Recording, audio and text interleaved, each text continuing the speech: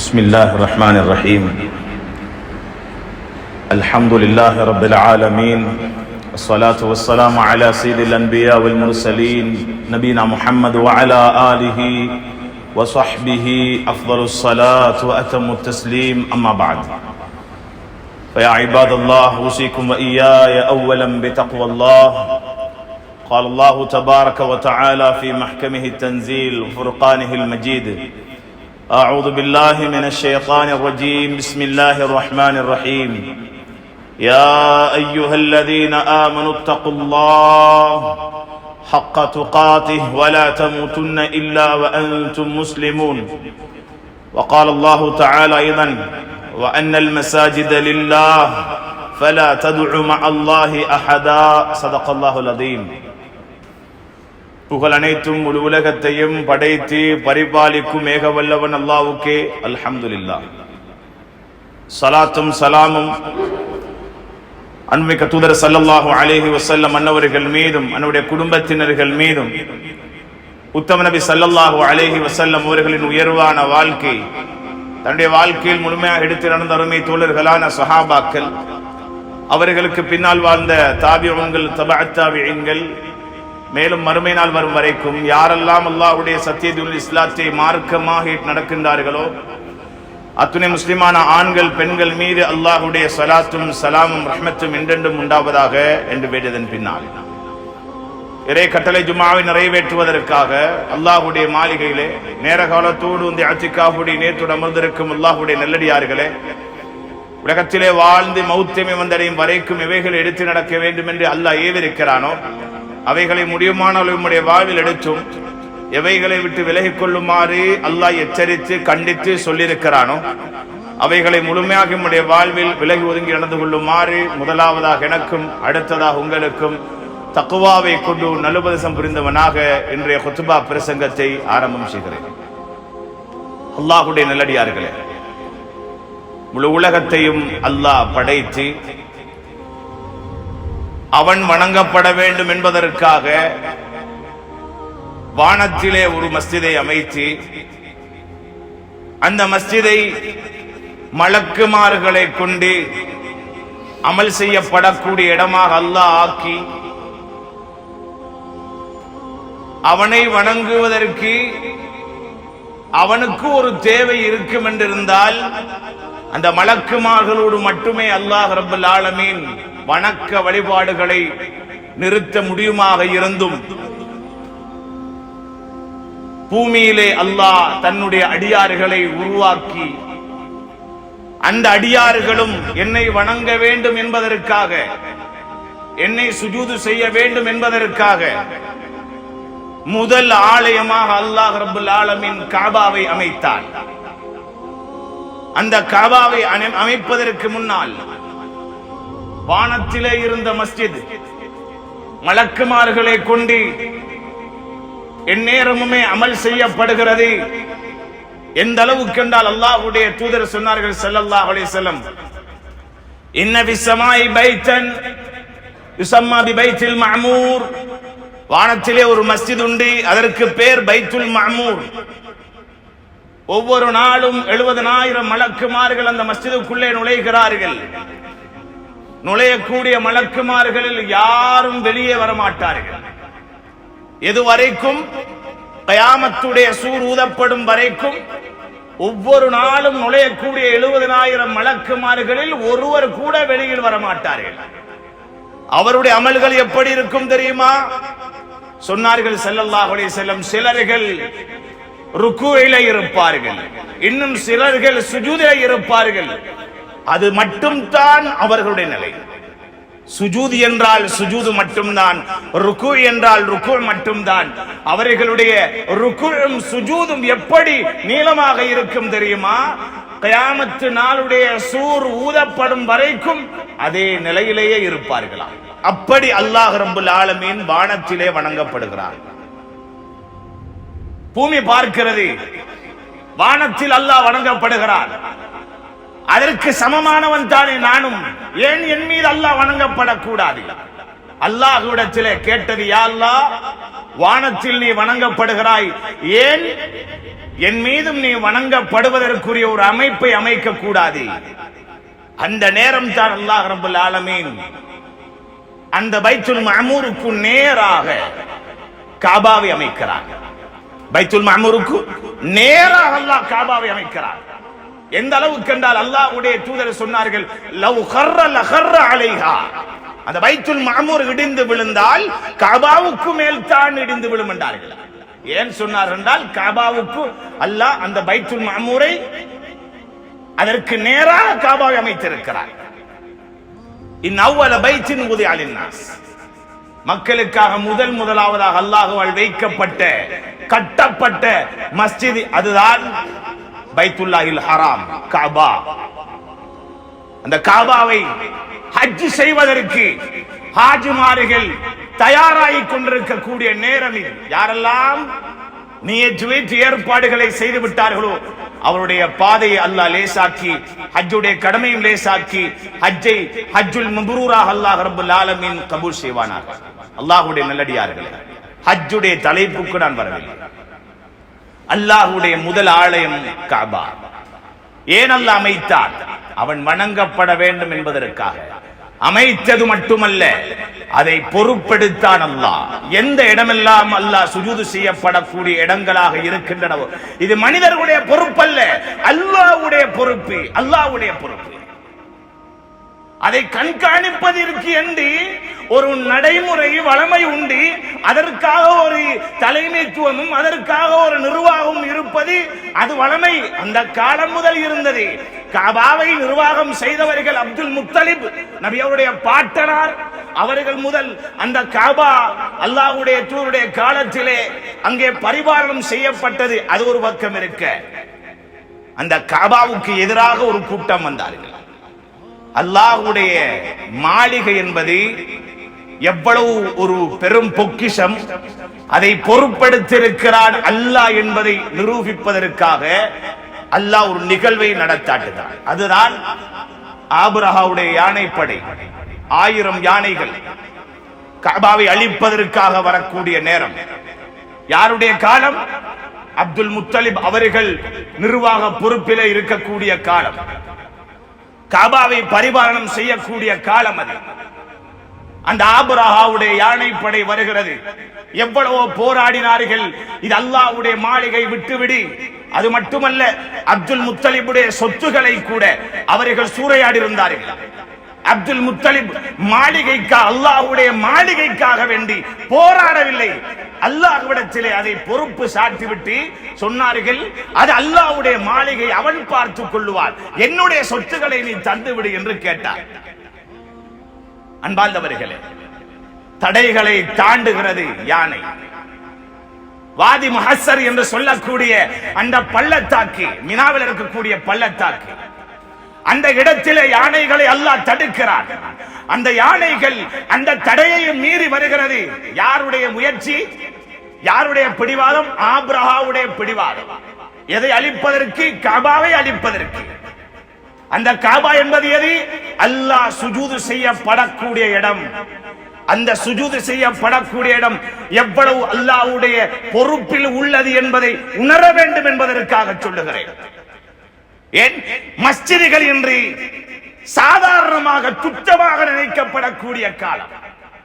மஸ்ஜிதில் எதுவும் செய்யலாம், எப்படியும் இருக்கலாம், என்னமும் நடக்கலாம் என்று சமூகம் முன் வந்திருக்கக்கூடிய காலம். அற்பமாக அல்லாஹ் சுஜூது செய்யப்படக்கூடிய இடத்தை கருதக்கூடிய காலத்திலே இருக்கிறோம்.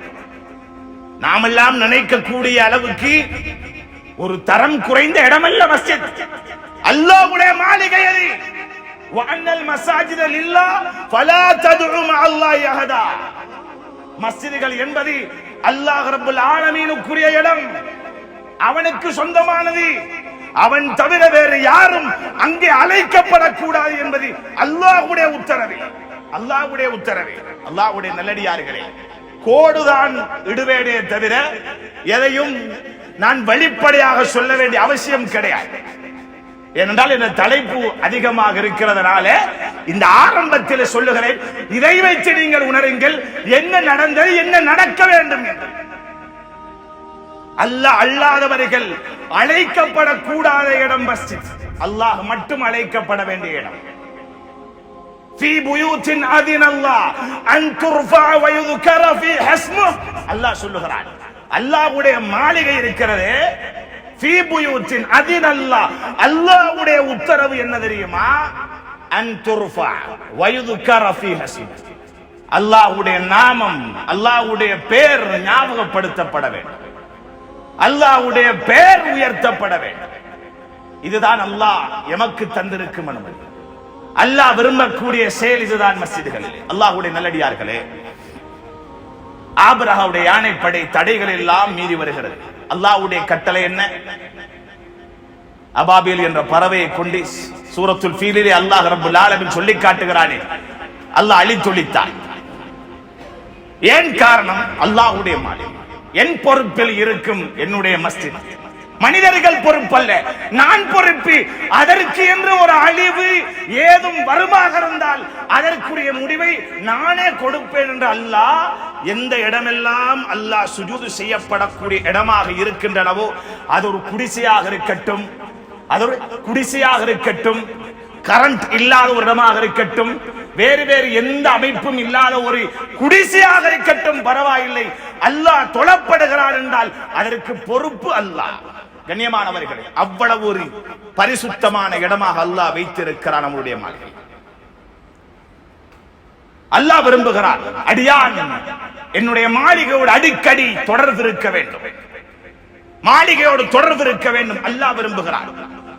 ஸல்லல்லாஹு அலைஹி வஸல்லம் சொன்னார்கள், அஹப்புல் பகா இலல்லாஹ், ஊர்கள் அல்லாஹ்க்கு மிக விருப்பமான இடம் எது தெரியுமா? மசாஜிது, அந்த ஊருடைய மஸ்ஜிதுகள். அல்லாஹ் அங்க அதைத்தான் விரும்புகிறான்.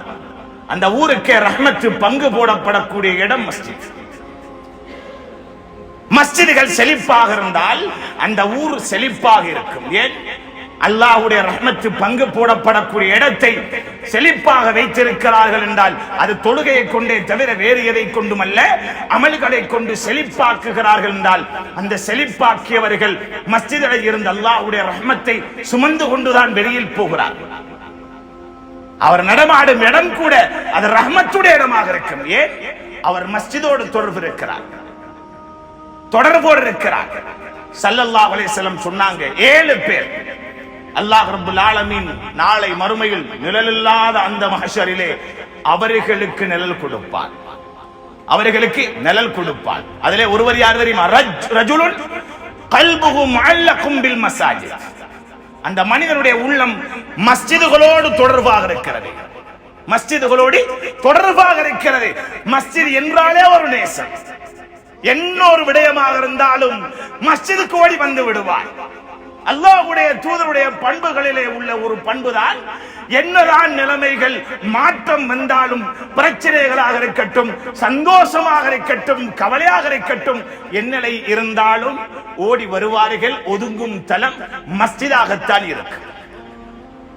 இது ஒரு முஃமினால் மட்டும் தான் முடியும், ஒரு முஃமினால் மட்டும் தான் முடியும். அல்லாஹ்வுடைய தூதர் சொன்னார்கள், 7 பேர்கள் நிழல் பெறுவார்களே, அதிலே ஒருவர் உள்ளம் மஸ்ஜிதோடு கொழுகப்பட்டவர், உள்ளம் மஸ்ஜிதோடு கொழுகப்பட்டவர்.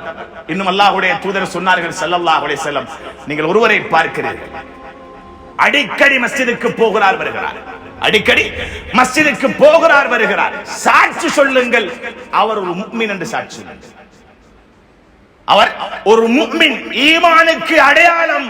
அல்லாஹ்வுடைய மாளிகைக்கு அடிக்கடி ஒரு மனிதன் வருவதும் போவதும். இன்னும் சொன்னார்கள் ஸல்லல்லாஹு அலைஹி வஸல்லம், யார் அல்லாஹ்வுடைய மாளிகைக்கு காலையிலும் மாலையிலும் போகிறார் வருகிறார், இப்படியே தொடர்போடு இருக்கிறாரோ, அவர் போகக்கூடிய நேரம் அது காலை நேரமாக இருக்கட்டும், மாலை நேரமாக இருக்கட்டும், அந்த ஒவ்வொரு நேரம் அல்லாஹ் சொர்க்கத்தில் இவருக்கென்று விருந்து ஏற்பாட்டை செய்கிறார். சுப்ஹானல்லாஹ். மஸ்ஜித் அவ்வளவு பெரும் பாக்கியத்தை நமக்கு தரக்கூடிய இடம் தான் மஸ்ஜித். அல்லாஹ்வுடைய நல்லடியார்களே, எனவே எம்முடைய தொடர்புகள் மஸ்ஜிதோடு அதிகமாக இருக்க வேண்டும். சஹாபாக்களுடைய வாழ்க்கையை பாருங்கள்.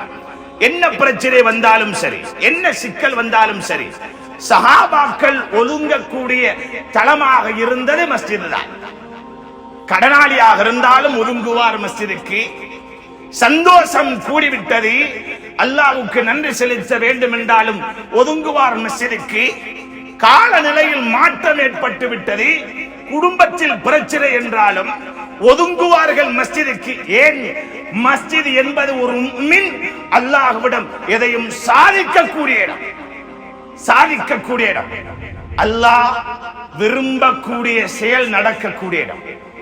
அல்லாஹ் எதை செய்தால் நெருங்குவானோ அந்த செயல் நடக்கக்கூடிய இடம். எதை அல்லாஹ்வுடைய தூதர் ஸல்லல்லாஹு அலைஹி வஸல்லம் சொர்க்கத்தின் திறவுகோல் என்றார்களோ அந்த திறவுகோலை எம் கரங்களில் ஒப்படைக்கக்கூடிய இடம் மஸ்ஜித். அல்லாஹ்வுடைய நல்லடியார்களே, அதுதான் தொழுகை, தொழுகைக்குரிய இடம். அல்லாஹ்வுடைய வேத வார்த்தைகள், குர்ஆனுடைய வசனங்கள் ஓதப்படக்கூடிய இடம், சக்கீனத்தினும் அமைதிகள் இறங்கக்கூடிய இடம், நல்லவர்கள் அடிக்கடி வரக்கூடிய இடம், மலக்குமார்களுடைய சூழல் மாஹவுல் ஒன்றிருக்குமாக இருந்தால் அதுதான் அல்லாஹ் ஞாபகம் செய்யப்படக்கூடிய இடம். அல்லாஹ்வுடைய நல்லடியார்களே, எனவே மஸ்ஜிதுடைய மகத்துவம் எம் உள்ளங்களிலே, எம்முடைய வீடுகள், எம்முடைய தொழிற்சாலைகள், வேறு வேறு எவைகள் எல்லாம் பெருமதி என்று நினைக்கிறோமோ அனைத்தையும் விட வர வேண்டும். வராத வரைக்கும் நாம் முஃமின்களாக கூட இருக்க முடியாது. ஏன்? மஸ்ஜிதின் மீது கருணை காட்டுபவனும் அதை தொடர்பு வைத்திருப்பவனும் முஃமின் என்று அல்லாஹ்வுடைய தூதர் சொல்லிவிட்டார்களே. அல்லாஹ்வுடைய நல்லடியார்களே, மஸ்ஜிதை பற்றி அல்லாஹ்வுடைய தூதர் அதிகமாக இந்த உம்மத்துக்கு சொல்லி காட்டினார்கள்.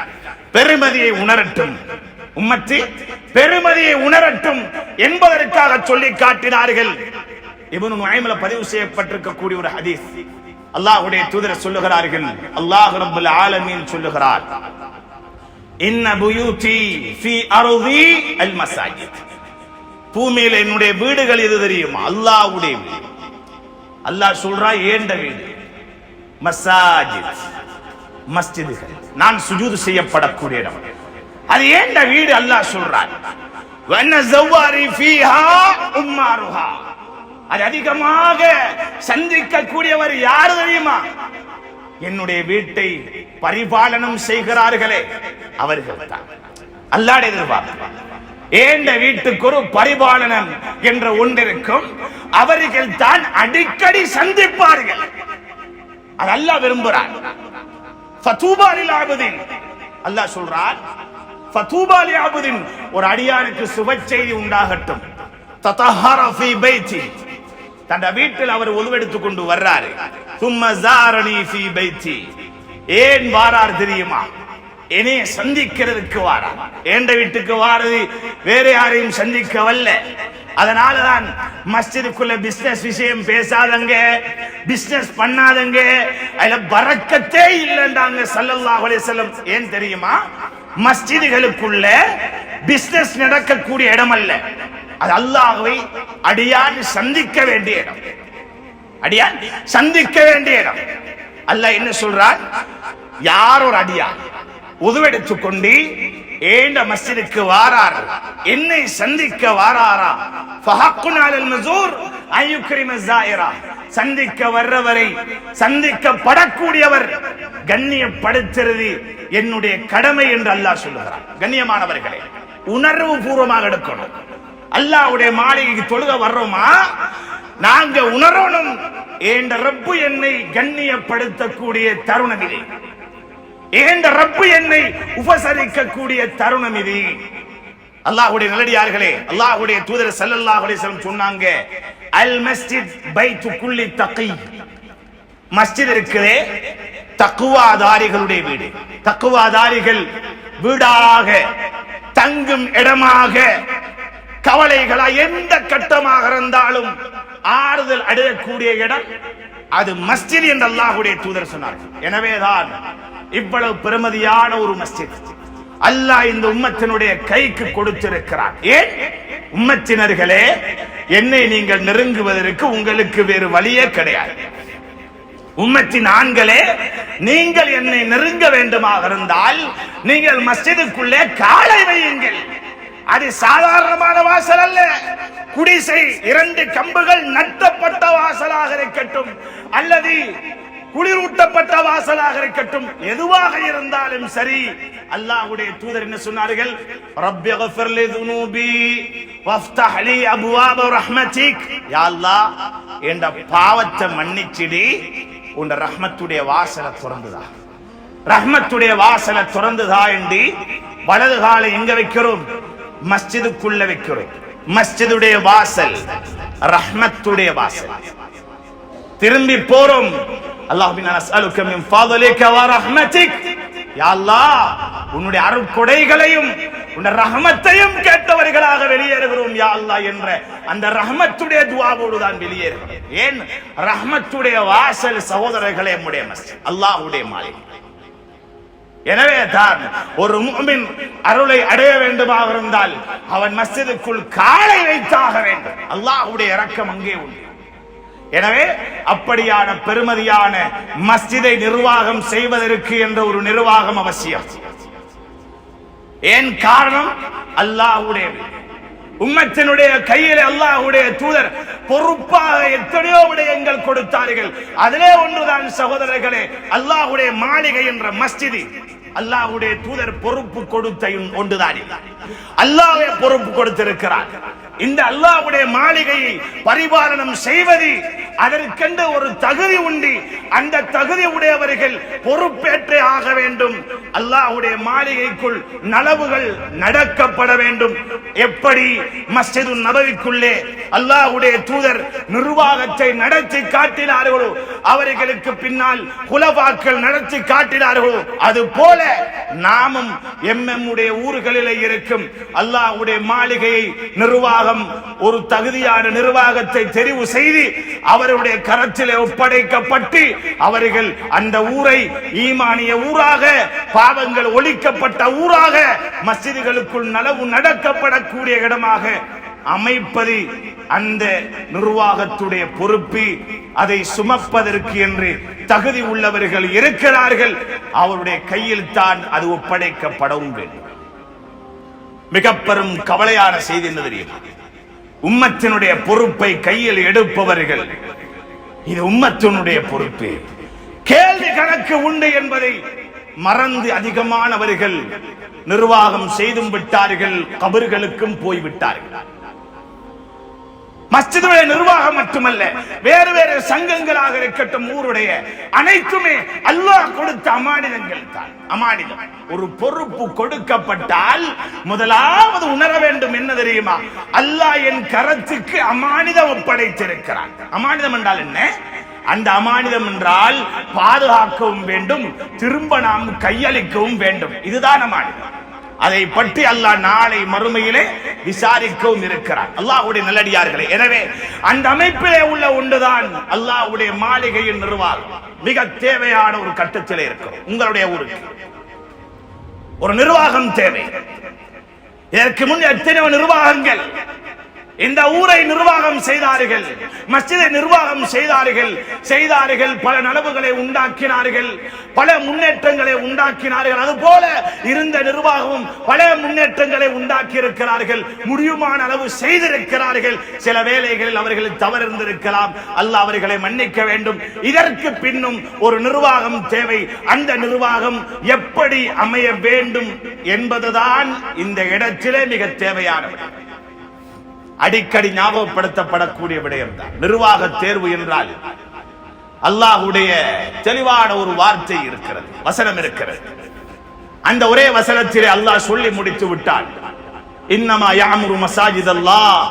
என் என்னுடைய மஸ்ஜிதுடைய நிர்வாகத்தை நிர்வாகம் செய்வதற்கு தகுதியானவர்கள் இன்னவர்கள் தான் என்பதை அல்லாஹ்வே சொல்லிவிட்டான். ஏன் சொன்னான்? அது எம்முடைய வீட்டு நிர்வாகம் அல்ல, நாம் முடிவெடுப்பதற்கு.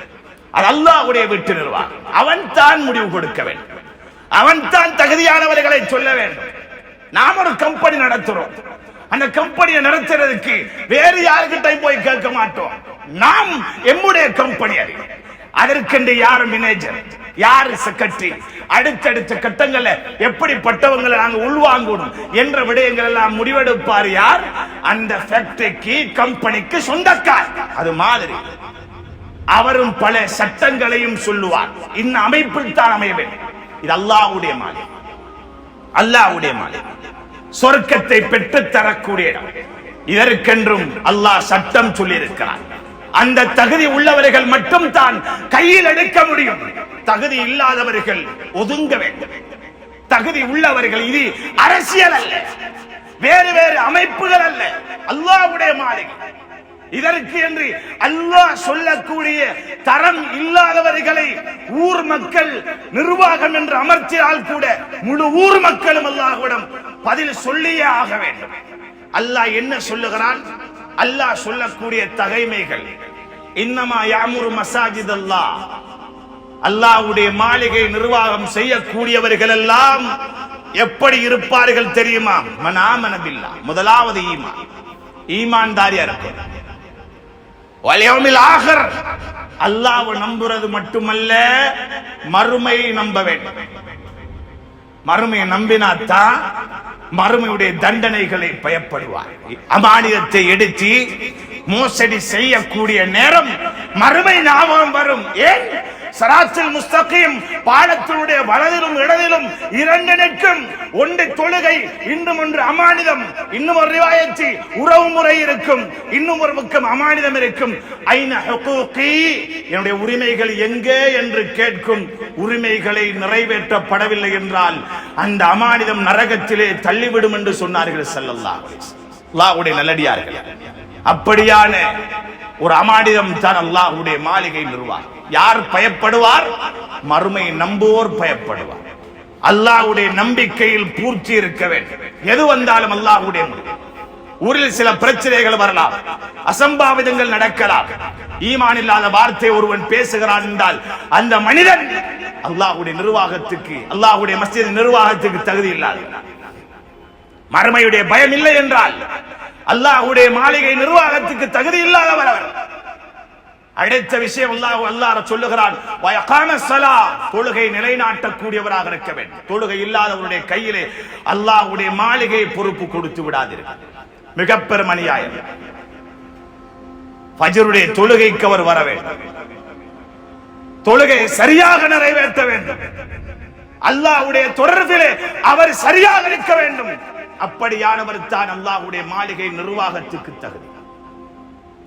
உலகத்தின் தரங்களை பார்த்து மட்டும் அல்லாஹ்வுடைய மாளிகை நிர்வாகத்துக்கு நீங்கள் போட்டுவிட வேண்டாம். முதலாவது அல்லாஹ் சொல்லும் தகைமைகளை பாருங்கள். அதற்கு பின்னால் உலக தகைமைகள் ஏதையும் நீங்கள் சேர்க்க விரும்பினால் சேர்த்துக் கொள்ளலாம், பிழை கிடையாது. ஆனால் இந்த விடயங்கள் கம்ப்ளீட்டாக இருந்தே ஆகும். தொழுகை நிலைநாட்ட வேண்டும்.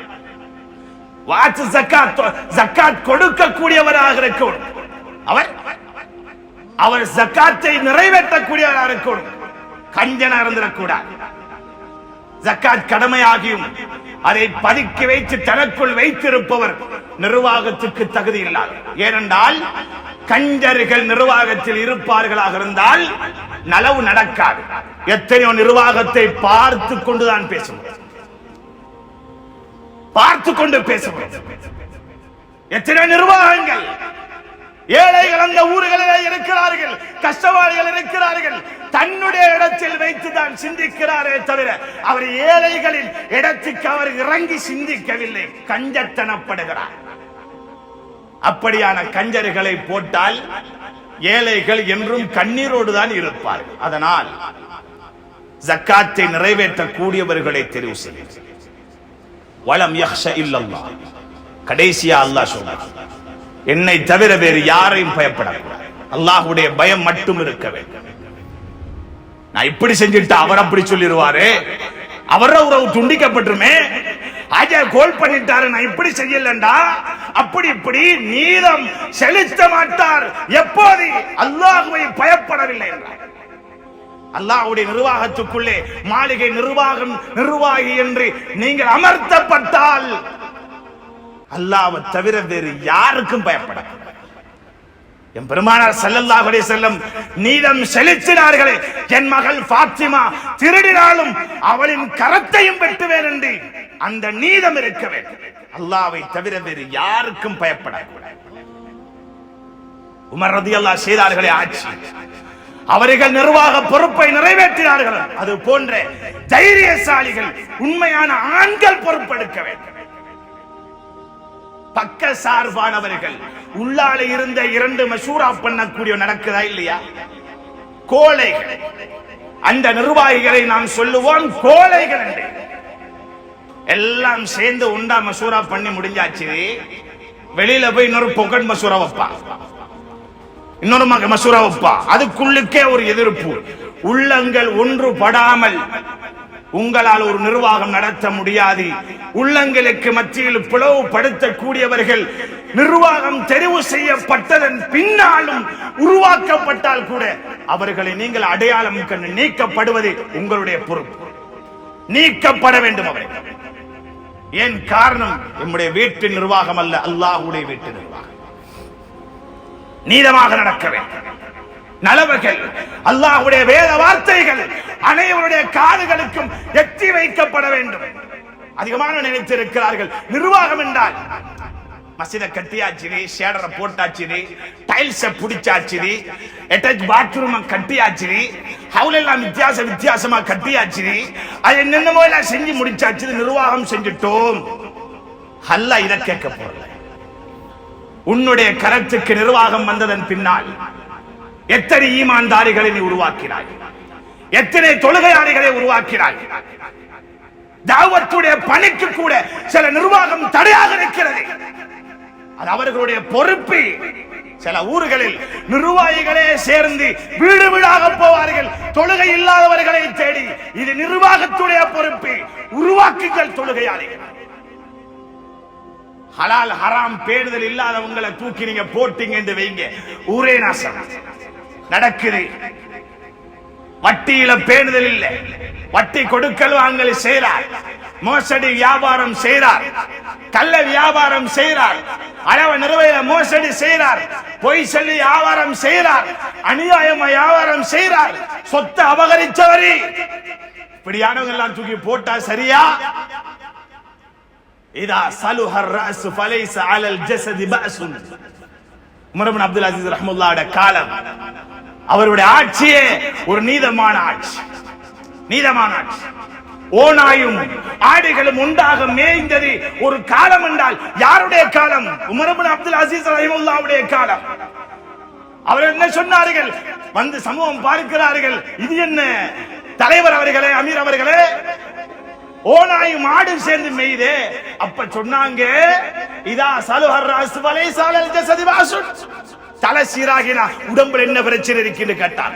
தலைமைத்துவம் சீராகினால், ஊருடைய நிர்வாகம் சீராகினால் அந்த ஊரிலே அனாச்சாரம் நடக்காது, கலாச்சார சீர்கேடு நடக்காது. நிர்வாகிகளே, ஒவ்வொரு விடயத்தையும் பொறுப்படுத்தி நீங்கள் நிறைவேற்ற வேண்டும். ஒவ்வொரு வீடு வீடாக நீங்கள் விசாரிக்கப்படுவீர்கள். அல்லாஹ்விடம் எந்த வீட்டுக்குள் அனாச்சாரம் நடக்கிறதுக்கு இடம் கொடுத்துறாதீங்க. யாருக்கும் பக்க சார்பா நடந்துடாதீங்க. யாருக்கும் உங்களால ஒரு அநியாயம் நடந்துடக்கூடாது. கைக்கு சொத்து செல்வம் வரும், பைத்துல் மால், எந்த குறையும் செஞ்சிடவானம். இன்னைக்கு நிறைய சில நிர்வாகிகள் என்ன செஞ்சாங்கடா, அவனோட ரோலிங்க்கு பாவிச்சாங்க. அல்லாஹ்வுடைய மாளிகையோட சொத்து, அல்லாஹ் மீது சத்தியமாக சொல்லுகிறேன், சொத்து அழிந்துவிடும். விளையாட்டல்ல, அல்லாஹ்வுடைய சொத்து சொன்னாங்க ஸல்லல்லாஹு அலைஹி வஸல்லம். யார் ஒருத்தர் அல்லாஹ்வுடைய தீனுடைய பொறுப்பை ஏற்று மஸ்ஜிதுடைய நிர்வாக பொறுப்பேற்று இருக்கிறார், ஊசி அல்லது அதைவிட அற்பமானதையும் அவர் மறைப்பாராக இருந்தால் நாளை மறுமைக்கு அல்லாஹ் கொண்டு வர சொல்லுவான். கவனமா இருக்கணும். ரமலான் மாசத்துல நீங்க ஈச்சப்பழம் பங்கு போடுறது கூட ராவையில வச்சிராதீங்க. நோன்பு இருக்கக்கூடிய நேரம் வைங்க, வாயில போட்டுற மாட்டேன். அதுக்கு அல்லாஹ் கேட்பான். நீதம். கண்ணியமானவர்களே, பயந்து பயந்து நிறைவேற்ற வேண்டிய ஒரு பொறுப்பு தான் அல்லாஹ்வுடைய மாளிகை. அல்லாஹ்வுடைய தூதர் எல்லார கைக்கும் கொடுக்கல. அபூதர் ரலியல்லாஹு கேட்டாங்க, யா ரசூலல்லாஹ், எனக்கு ஒரு பொறுப்பு தாங்களே.